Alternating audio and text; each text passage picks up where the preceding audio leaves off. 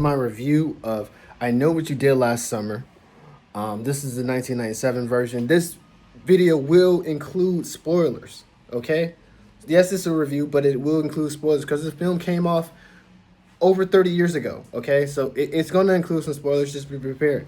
But this film is very interesting. I would like to say it's definitely a slow-paced film, and I didn't anticipate it being this slow-paced. Because I remember watching this film in anticipation of like seeing a scary movie because you have I Know What You Did Last Summer, you have Scream, and all these other films that are referenced in Scary Movie. And then with the recent thing of it, the trailer release, it made me want to go back and watch this trilogy of films. So I'm like, you know what? Let me watch all the Scream films and let me watch I Know What You Did Last Summer. And I started with this one, and it is a slow burn. Okay?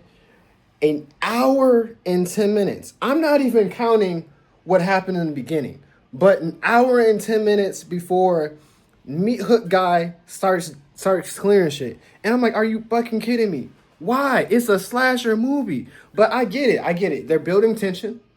Everybody is like, he gets notes from everybody. And the thing that I don't get about the killer, if I get it, if it's your man girl and you don't want to do anything with her, okay, fine. It's final girl. She gets a pass.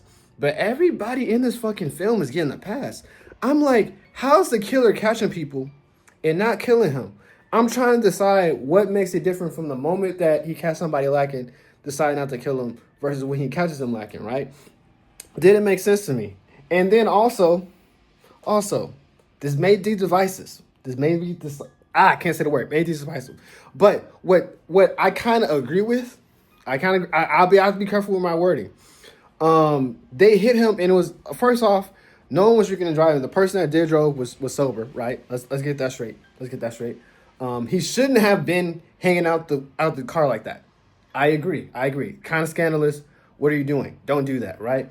But what doesn't make sense to me is like, okay, you hit somebody. Yes, call the police. You have to be accountable. But the sense of like, was it their fault?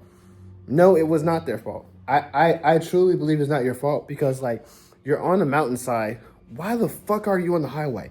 Like, to the guy that got hit, why are you on the highway? It makes no sense. Yes, call the authorities and everything, do things right. No sense in saying it that way. But when he said, like, you know, like, oh, no one's going to care, we're in the wrong, and do. No, you're not.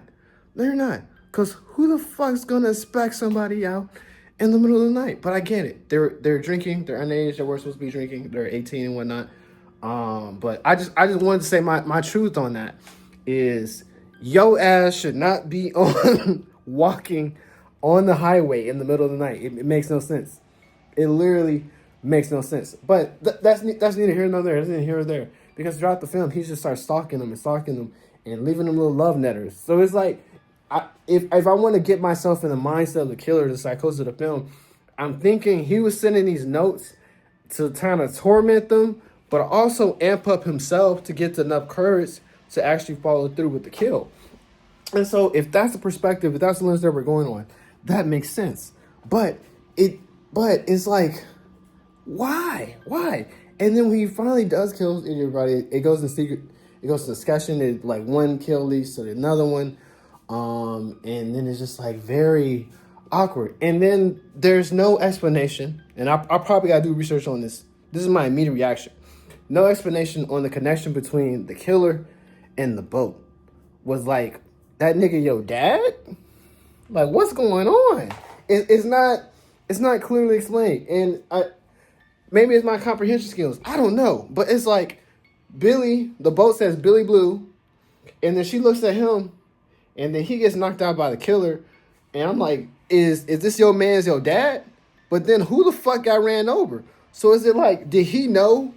Okay, again, I don't know. But is it like, did the person they ran over whole time, Roy fucking knew who that guy was and went along with it? And then turns out your dad's hunting everybody down and then stalking everybody down. And then like, you're like, oh, I don't know who the fuck do it. No, that's the fuck you do. Right? Oh my gosh. But like this film in particular, I think is worth watching only for the sake of nostalgia, just to say like, hey, I watched it. Because if my memory serves me correct, the second film The second film, hear me out. I know I said all this shit about the first one, but the second film gonna be a banger, and I actually look forward to seeing the second film because I was told in the second film he puts belts to ass. Not only that, Brandy's in the second film. Okay, Brandy's in the second film, so we gonna check that out. We gonna check that out expeditiously. So like the moment this is uploaded, the I still know what you always do last summer is not far behind. I shit you not. That other review is not far behind. But have you seen the video? I mean, have you seen the video? Have you seen I Know What You Did Last Summer? What are your thoughts? Comment down below. Have you seen this film? Also, when you came out the womb, like fresh out the womb, guy, immediately seeing me hooks. Do you understand what's going on between the boat mention and the killer? And how does Roy play into all that? If I remember his name correctly, comment down below. And again, as always, jaritos on me. Ciao.